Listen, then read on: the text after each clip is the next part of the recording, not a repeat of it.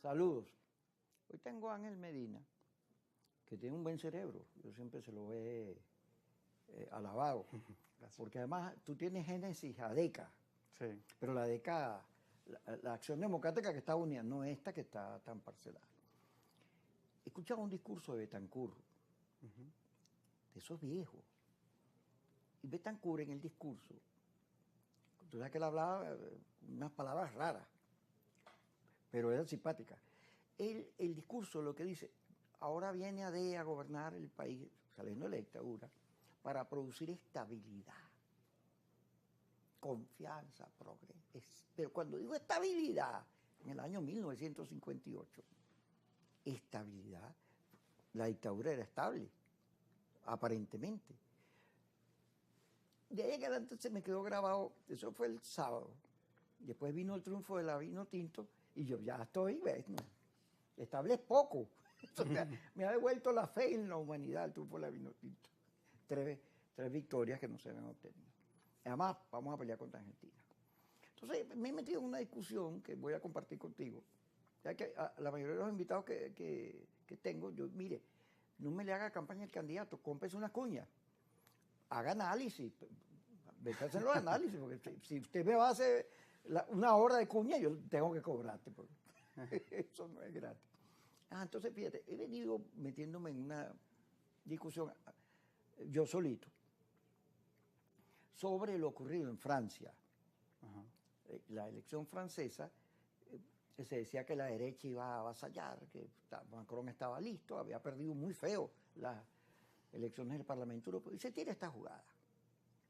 Cuando se la tira, todo el mundo, bueno, va a perder. Pero resulta que Le Pen saca 33%, 32% vi ahorita ahí. La izquierda unida jamás será vencida saca 27%, y él saca 20%. Son 47 contra 33, y Macron, que es centro-izquierda.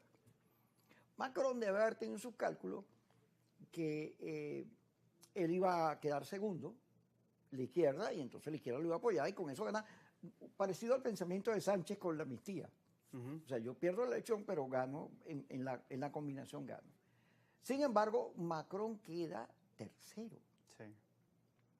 En Europa, la derecha y la izquierda, nadie discute que eso existe. Se habla de derecha y se habla de izquierda.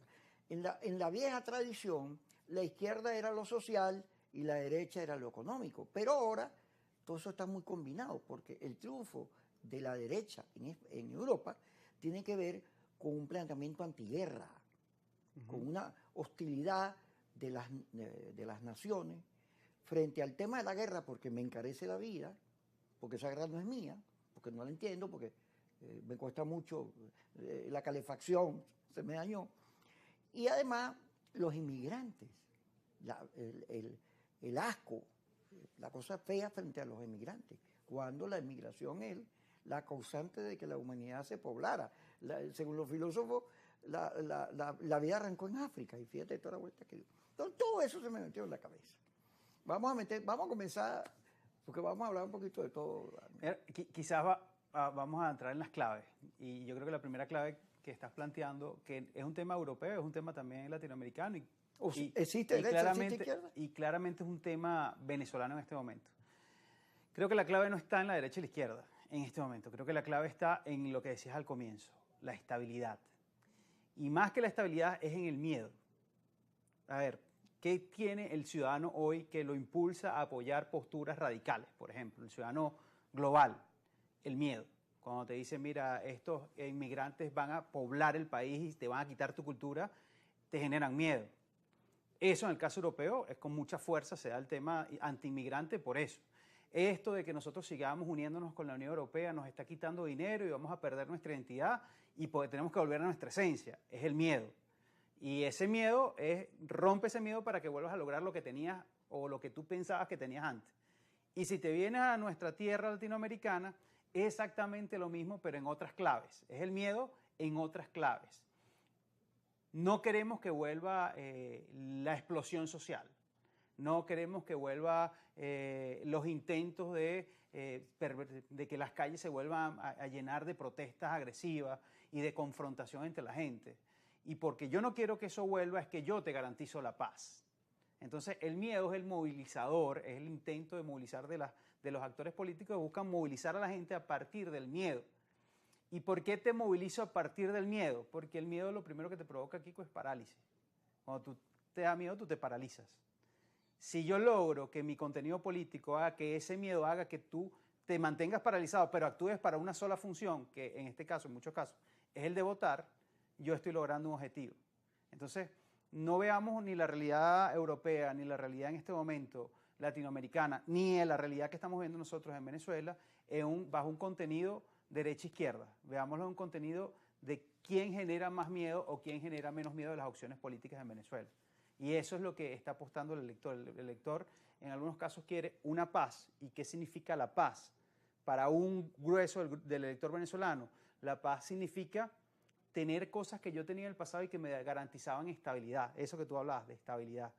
Pero para otro grupo de los venezolanos, la paz significa es que no vengan más golpes de Estado, que no vengan más intentos de subvertir el orden, que no haya más protestas violentas en la calle. Y yo no quiero eso, y por no querer eso es que apuesto a una opción política. Entonces, quizás esas son las cosas que se están confrontando hoy en Venezuela. Yo quiero tener estabilidad, que mi dinero me alcance, que los servicios sirvan. Quiero acostarme tranquilo. Y otro es, yo quiero es que no vuelvan estos a pervertirme mi sueño. Entonces, creo que el movilizador en este momento en Venezuela es el miedo, y ese miedo es producto de mil cosas que pasan, pero que la garantía de subvertir ese miedo, de acabar con ese miedo, es la estabilidad. Cada quien lo podrá definir como quiera de qué se trata esa estabilidad, pero por ahí va más o menos la cosa. Esto de derecha a izquierda, en el caso venezolano no va, y en el caso europeo, con todo el tema de la guerra, con todo el tema de lo que está pasando, creo que tampoco es el elemento puntual de esto, ¿no? Fíjate, ahondando en el asunto, la película Intensamente 2, ayer leía, alcanzó $1.000 millones. El cine, para que alcance cifras de eso, en esta época, de esa magnitud, es difícil, porque ahora tenemos los home theaters, los streaming, que la pandemia ayudó a desarrollar. Sí. ¿Por qué Intensamente agarrar semejante éxito? No solo por la campaña promocional, sino que es una película que trabaja las emociones, pero fue hecha de manera tan sencilla, porque era para niños, que los adultos, los papás, dijeron, ¡ajá! Yo no sabía. Las comunicaciones modernas, en la filosofía, eso te lo comentaba ahorita, los filósofos siempre buscaban la verdad. Oye, ¿qué es verdad? La verdad se mueve con los tiempos, depende de quién gane, quién domina, etc. Pero había una verdad. Entonces, trataba de fotografiar la verdad de cada tiempo. Y eso llevaba a múltiples complejidades, porque cuando te metes en el tema de la verdad, la ciencia prevalece. Hay una búsqueda de convertir el pensamiento en ciencia, en lógica, en razonamiento. Eso está en Platón hasta nuestros días.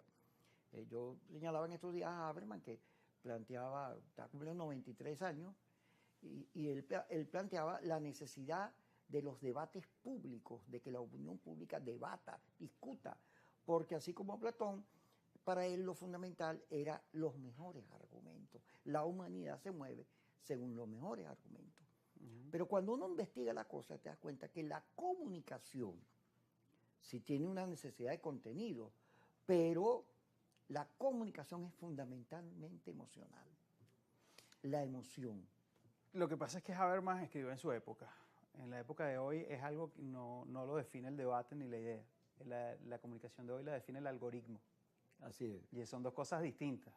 Y el algoritmo lo que ha hecho es compartimentar aún más a la sociedad. Y compartimenta mucho más el discurso y el mensaje. Por eso es que los mensajes universales son muy complejos de elaborar. Sí se pueden elaborar, pero hoy día son muy complejos de elaborar. Pero si algo está definido, y vayámonos allá y vengámonos para nuestras tierras, si algo tiene claridad el espacio político electoral del país de los últimos 30 años, es que el venezolano en su decisión es 80% emocional, 10% más emocional, y le deja el 10% a algún espacio de la racionalidad. O sea, nuestra actitud ante la política siempre es emocional. Siempre es muy lejos de lo racional. Por eso es que cuando el tema de cuál es tu ofrecimiento, cuál es tu plan político, tú puedes escribir, eso es importante que lo escribas porque además por la ley es obligatorio que lo escribas, pero es que nadie lee eso. La gente lee la frase. ¿Por qué tú estás aquí? Porque yo quiero cambiar a Venezuela. Y si ese yo quiero cambiar a Venezuela tiene un contenido altamente emocional que lo metes con imágenes y te ayudas con el algoritmo, por supuesto que eso ayuda a motivar la decisión de la gente. Pero el venezolano es 100% emocional. 100% emocional en términos de sus decisiones, sobre todo las sociales. Y eso no es malo, porque a veces la gente cree que tener una sociedad absolutamente racional es lo mejor. No, nosotros somos emocionales y así somos nosotros. Los venezolanos somos así y no tenemos por qué criticar que seamos así. De verdad, nos encanta el meterle cariño, el meterle emoción a las cosas y eso nos hace próximos los unos a los otros, nos hace ser buenos seres humanos y eso no es malo para las sociedades. Mano tengo fe es la mejor expresión de que tenemos una emocionalidad brutal y que vivimos, padecemos, lloramos, sufrimos, nos da subidas de tensión por un juego de fútbol, que si lo viera desde un espacio netamente racional, lo que hace es sacar los cuentos, sacar las líneas, las estadísticas, entonces te chutó tantas veces. Y no, pero es que eso es lo que no nos estamos en nosotros. Nosotros nos mueve la pasión de ver a nuestro país representado ahí. Por ejemplo, aquí me decía un amigo que estaba afuera, que está afuera hace mucho tiempo, y que estaba ayer en el estadio, en Austin. Me decía, esto es como yo tener un pedazo de mi país otra vez conmigo y tengo años que no lo tengo. Entonces, imagínate ese nivel de emocionalidad. De emoción, claro. Y yo te lo digo y me emociono, y eso somos nosotros los venezolanos. Así que yo creo que si algo nos caracteriza a nosotros es ser intensamente 1, 2, quizás 3 y 4, pero ser intensos en lo que presentamos y en lo que vivimos. Vamos a meternos en todo eso, a ver si le agregamos a la gente a sus análisis algunos contenidos. ¿Cuándo regresemos?